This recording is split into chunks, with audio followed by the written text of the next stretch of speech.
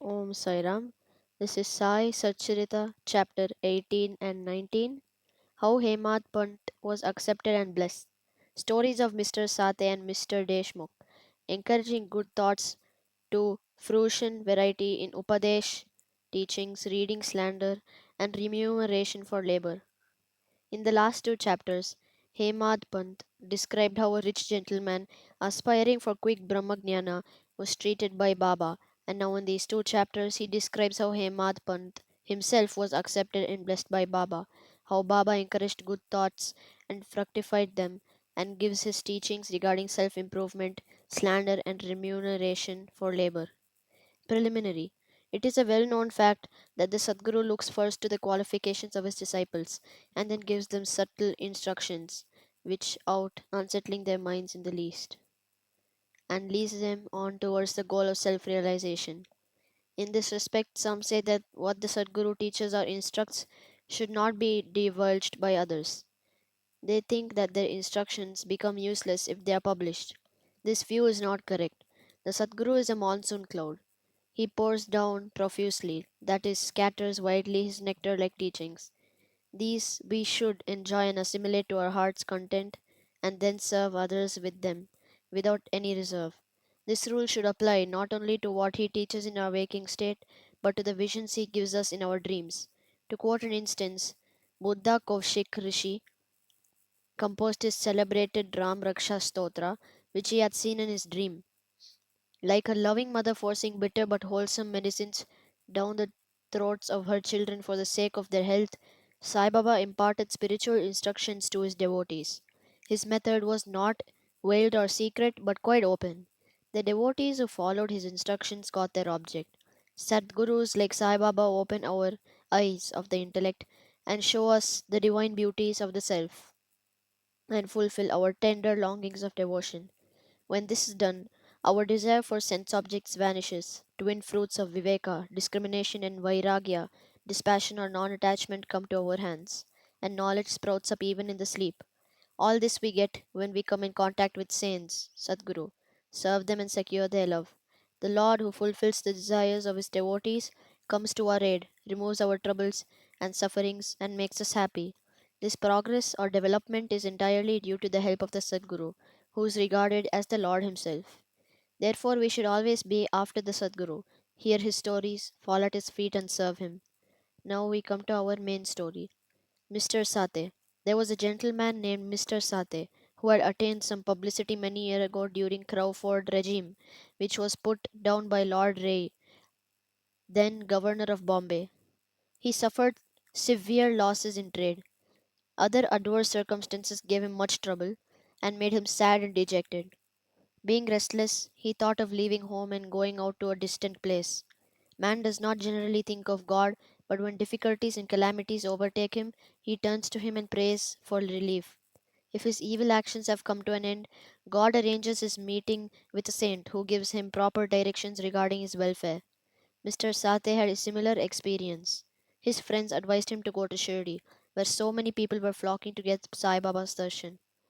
For getting peace of mind and the satisfaction of their wants, he liked the idea and at once came to Shirdi in 1917. Seeing Baba's form, which was like eternal Brahma, self luminous, spotless, and pure, his mind lost its restlessness and became calm and composed. He thought that it was the accumulation of merits in his former births that brought him to the holy feet of Baba. He was a man of strong will. He at once started to make a Parayana study of Guru Charitra. When the reading was finished in the Saptaha, 7 days, Baba gave him a vision that night. It was to this effect. Baba, with Guru Charitra in his hands, was explaining its content to Mr. Sate, who was sitting in front and listening carefully. When he woke up, he remembered the dream and felt very happy. He thought that it was extremely kind of Baba, who awakens souls like his that are not snoring in ignorance and makes them taste the nectar of Guru Charitra. Next day, he informed Kaka Sahib Dikshit of his vision and requested him to consult Sai Baba regarding its meaning or significance, whether one saptaha week's reading was sufficient or whether he should begin again. Kaka Sahib Dikshit, when got a suitable opportunity, asked Baba, Deva, O God, What did you suggest to Mr. Sate by this vision?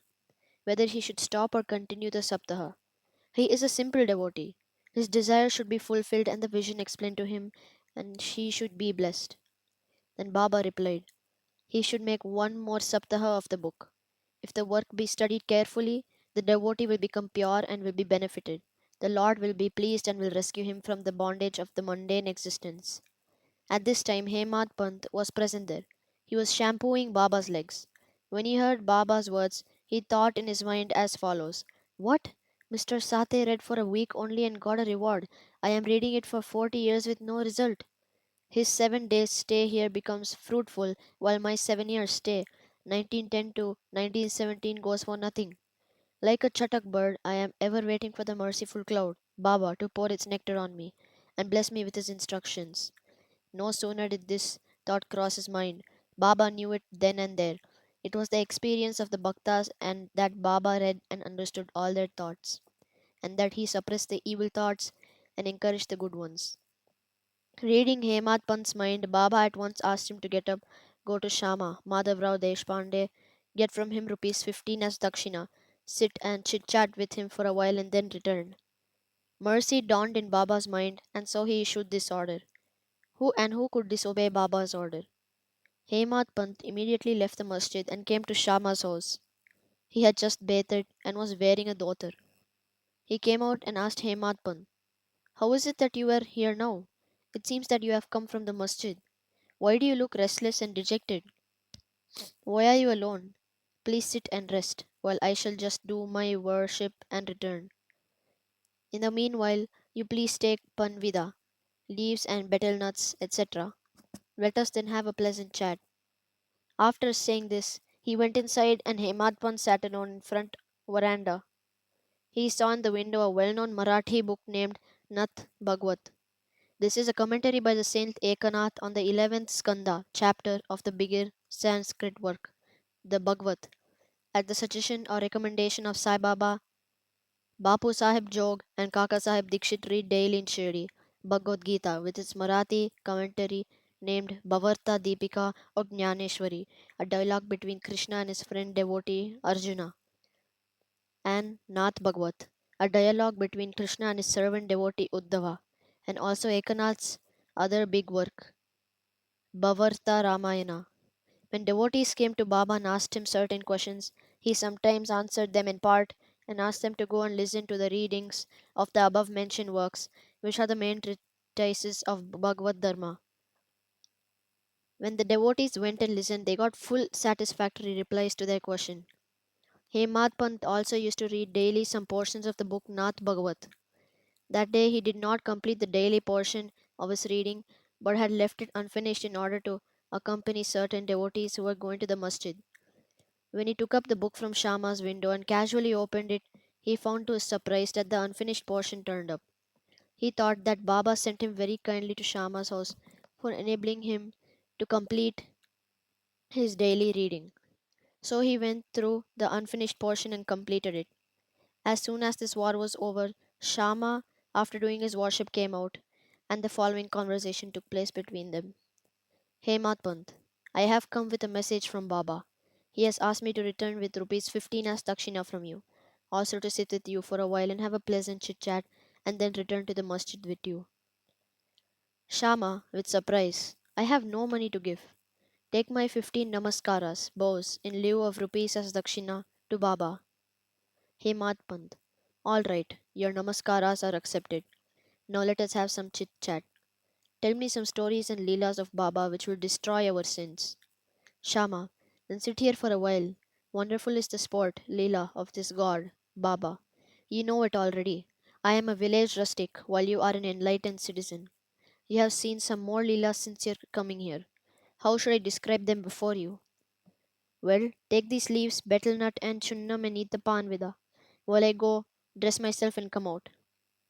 In a few minutes, Shama came out and sat talking with Hemat Pant. He said, the Leelas of this god, Baba, is inscrutable. There is no end to his Leelas. Who can see them? He plays or sports with his Leelas. Still he is outside of unaffected by them. What do we rustics know? Why does not Baba himself tell stories? Why does he send learned men like you to fools like me? His ways are inconceivable. I can only say that they are not human.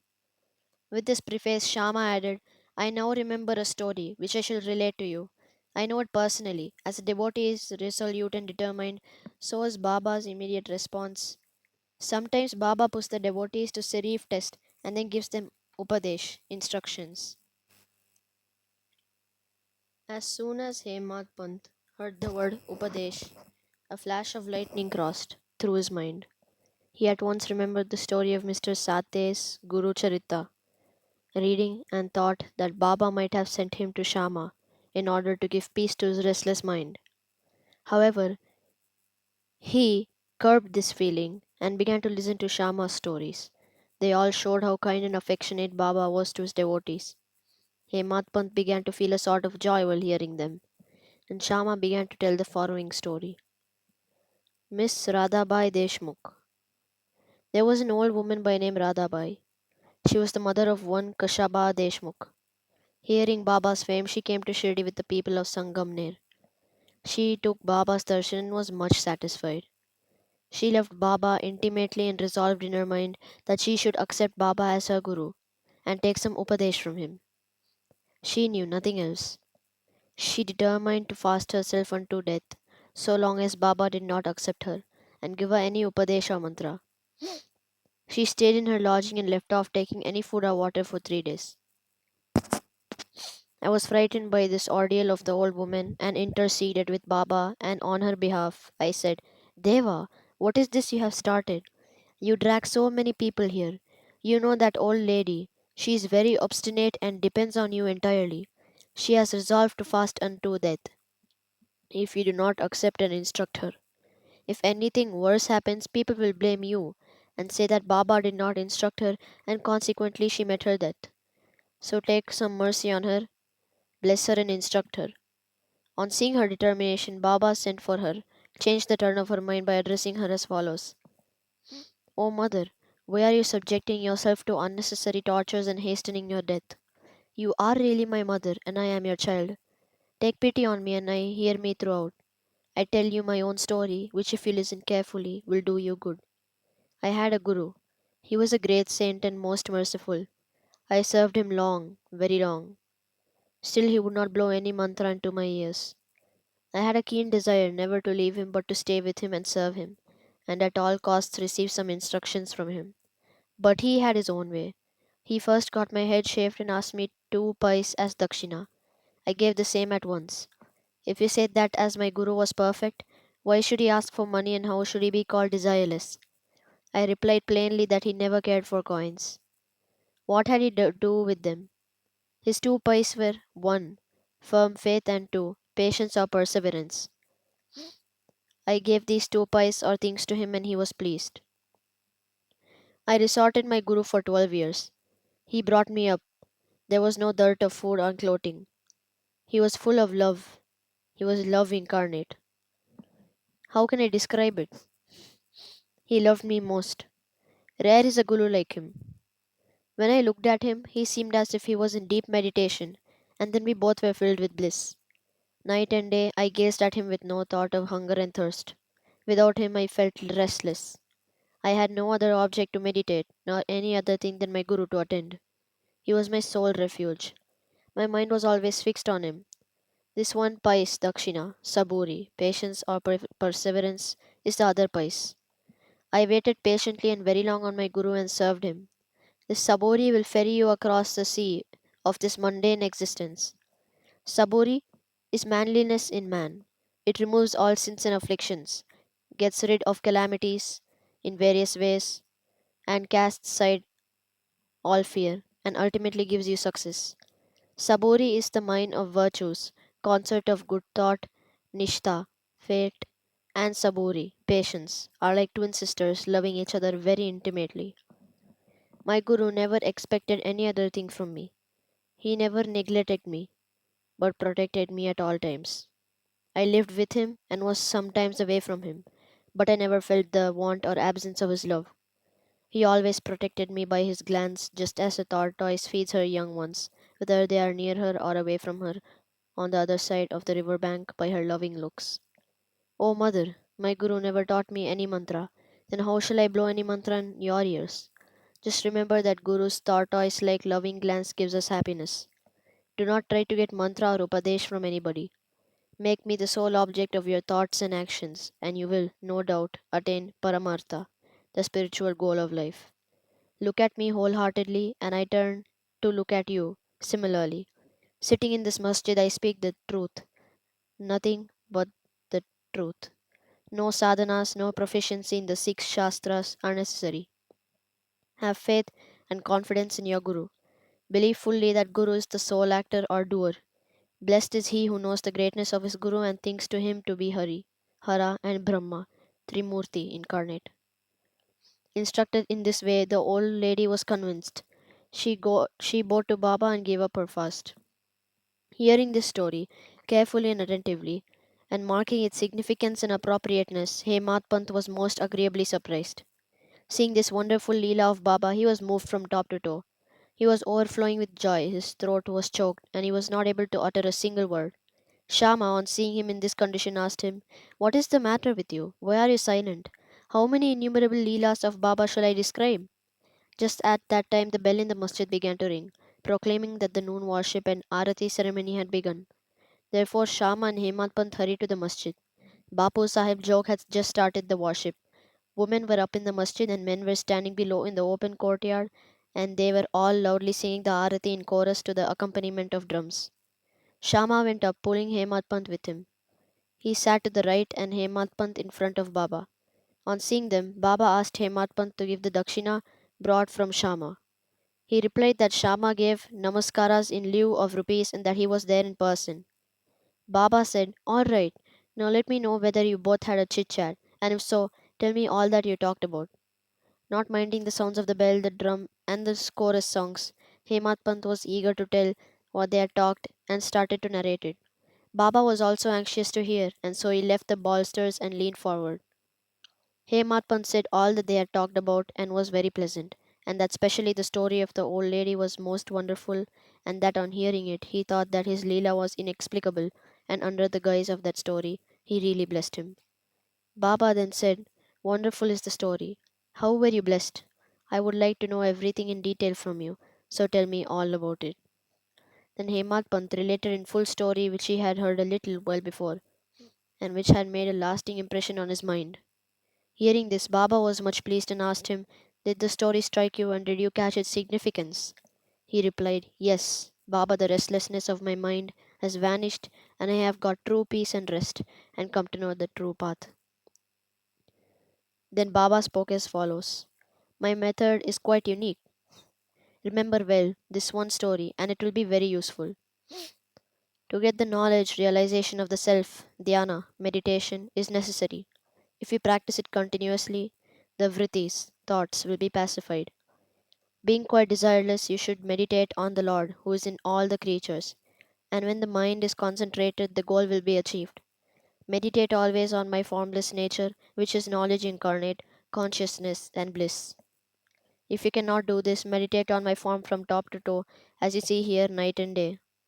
As you go on doing this, your vrittis will concentrate one point, and the distinction between the dhyata, meditator, dhyana, act of meditation, dhyaya, this meditated upon, will be lost, and the meditator will be one with the consciousness and be merged in the Brahman. The mother, tortoise, is on one bank of the river, and her young ones are on the other side. She gives neither milk nor warmth to them. Her mere glance gives them nutrition. The young ones do nothing but remember, meditate upon their mother. The tortoise glances to the young ones, a downpour of nectar, the only source of sustenance and happiness. Similar is the relation between the Guru, the young ones do nothing, s- uh, and the disciples. When Baba uttered these last words, the chorus of the Arati song stopped and all cried out loudly in one voice: "Victory be to our Sadguru Sai Maharaj, who is existence, knowledge, and bliss." Dear readers, let us imagine that we are at this time standing amongst the crowd in the masjid, and let us join them in this Jaya Jakar.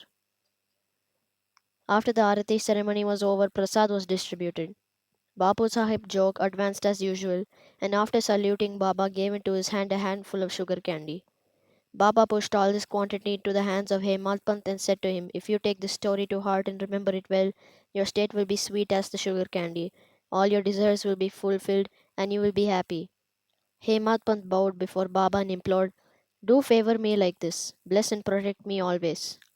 Baba replied, "Hear this story, meditate on it and assimilate its spirit. Then you will always remember and meditate on the Lord who will manifest himself to you." Dear readers, Hemant Pant got prasad of sugar candy then, and we now get the prasad of sugar candy or nectar of this story. Let us drink it to our heart's content, meditate on it, and assimilate it, and be strong and happy by Baba's grace. Amen. Towards the end of the 19th chapter, Hemat Pant had dealt with some other matters which are given below. Baba's advice regarding our behavior. The following words of Baba are general and invaluable. If they are kept in mind and acted upon, they will always do you good. Unless there is some relationship or correction, nobody goes anywhere. If any man or creature come to you, do not discourteously drive them away, but receive them well and treat them with due respect. Sri Hari, God, will be certainly present if you give water to the thirsty, bread to the hungry, clothes to the naked, and your veranda to strangers for sitting and resting. If anybody wants any money from you, and you are not inclined to give, do not give, but do not bark at him like a dog. Let anybody speak hundreds of things against you. Do not resent by giving any bitter reply. If you always tolerate such things, you will certainly be happy. Let the world go topsy turvy. You remain where you are. Standing or staying in your own place, look on calmly at the show of all things passing before you. Demolish the wall of difference that separates you from me, and then the road for our meeting will be clear and open. The sense of differentiation, as I and thou, is the barrier that keeps away the disciple from his master, and unless that is destroyed, the state of union or atonement is not possible. Allah Malik, that is, God is the sole proprietor, nobody else is our protector. His method of work is extraordinary, invaluable, and inscrutable. His will be done, and He will show us the way and satisfy our heart's desire. It is on account of Rinoband, former relationship, that we have come together. Let us love and serve each other and be happy. He who attains the supreme goal of life is immortal and happy. All others merely exist, that is, live so long as they breathe. Encouraging good thoughts of fruition. It is interesting to know how Sai Baba encouraged good thoughts. You have to surrender yourself completely to him with love and devotion, and they will see how he helps you off and on in so many things. Some saint has said that when you get a good thought immediately after awakening from sleep, and if you develop the same afterwards during the day, your intellect will be unfolded and your mind will attain calmness. Hemat Pant wanted to try this. On one Wednesday night, before going to bed, he thought, "Tomorrow is Thursday, an auspicious day, and the place, Shirdi, is so holy. Let me pass the whole day in remembering and chanting the Ramanama." And then he slept. Next morning, when he got up, he remembered without any effort the name of Rama and was such pleased. Then, after finishing his morning duties, went to see Baba with flowers. When he left Dikshit's Vada and was just passing Booti's Vada, present Samadhi Mandir, he heard a beautiful song that was being sung nicely by one Aurangabadkar in the masjid before Baba. The song was Guru Kripanjan Payo Mere Bhai, etc. by Ekanath, in which he says that he got collyrium in the form of Guru's grace, which he opened his vision and made him see Rama in and out, in sleep, dream, and walking state, and everywhere. There were so many songs, and why was this song particularly chosen by Aurangabadkar, a devotee of Baba? Is this not a curious coincidence arranged by Baba to feed the determination of Hematpant to sing unceasingly Ramanama during the day? All saints agree on and lay stress upon the efficacy of uttering Rama's, God's name, in fulfilling the ambitions of the Bhaktas and in protecting and saving them from all calamities. Variety in Upadesh. Slanderer condemned. Sai Baba required no special place, nor any special time for giving instructions. Whenever any occasion demanded, he gave them freely. Once it so happened that a Bhakta of Baba reviled another behind his back before other people. On leaving aside merits, he dwelt on the faults of his brother, and spoke so sarcastically that the hearers were disgusted. Generally, we see that people have a tendency to scandalize others unnecessarily, and this brings on hatred and ill will. Saints see scandal in another light. They say that there are various ways of cleansing or removing dirt by means of earth, water, and soap, etc. But a scandalmonger has got a way of his own. He removes the dirt, faults of others by his tongue, so in a way of obliges the person whom he reviles, and for this he is to be thanked. Sai Baba had his own method of correcting the scandalmonger. He knew by his omniscience what the slanderer had done, and when he met him at noon near the leady, Baba pointed out to him a pig that was eating filth near the fence and said to him, "Behold how, with that relish, it is gorging dung. Your conduct is similar. You go on reviling your own brethren to your heart's content. After performing many deeds of merit, you are born a man, and if you act like this, will surely help you in any way?" Needless to say that the Bhakta took the lesson to his heart and went away. In this way, Baba went on giving instructions whenever necessary. If these are born in our minds and acted upon, the spiritual goal, realization, is not far off. There is a proverb which says, "If there be my Hari, Lord, he will feed me on my coat." This proverb is only true in respect of food and clothing. But if anyone trusting in this sits quiet and does nothing in spiritual matters, he will be ruined. One has to exert himself to his utmost for attaining self realization. The more he endeavors, the better for him. Baba said that he was omnipresent, occupying land, air, country, world, light, and heaven, and that he was not limited. To remove the misunderstanding of those who thought that Baba was only his body, 3 cubits and a half in length, he incarnated himself in this form, and if any devotee meditated on him day and night with complete self surrender, he experienced complete union without any difference with him, like sweetness and sugar, waves and sea, eye and its luster. He who wants to get rid of the cycle of births and deaths should lead a righteous life with his mind calm and composed. He should always engage himself in good actions, should do his duties and surrender himself, heart and soul, to him. He need not then be afraid of anything. He who trusts him entirely, hears and expounds his Leelas and does not think of anything else, is sure to attain self realization. Baba asked many to remember his name and to surrender to him. But to those who wanted to know who they were, "Who am I?" inquiry, he advised Shravanam, study, and Mananam, meditation. To some he advised remembering God's name, to others hearing his Leelas, to some worship of his feet, to other reading and studying Adhyatma, Ramayan, Jnaneshwari, and other sacred scriptures. Some he made it sit near his feet, some he sent to Khandoba's temple, and some he advised the repetition of the thousands names of Vishnu, and some the study of Chandogya, Upanishad, and Gita. There were no limit nor restriction to his instructions. To some he gave them in person, to others by visions in dreams. To one addicted to drink, he appeared in his dream, sat on his chest, pressed it, and left him, after he gave a promise not to touch liquor any more. To some he explained some mantras like Gurur Brahma in dreams. To some devotees who was practicing Hatha Yoga, he sent word that he should leave off Hatha Yoga practices, sit quiet and wait, Saburi. It is impossible to describe all his ways and methods. In ordinary, worldly dealings, he set examples by his actions, one of which is given below. Remuneration for labor. One day at noon, Baba came near Radha Krishna Mai's house and said, "Bring me a ladder." Some men brought it and set it against a house as directed by Baba. He climbed upon the roof of Vaman Gondkar's house, passed the roof of Radha Krishna Mai's house, and then got down from the other corner. What object Baba had, none could know. Radha Krishna Mai was, at that time, shivering with malaria. It may be to drive off that fever, that he may have gone there. Immediately after getting down, Baba paid rupees 2 to the persons who brought the ladder.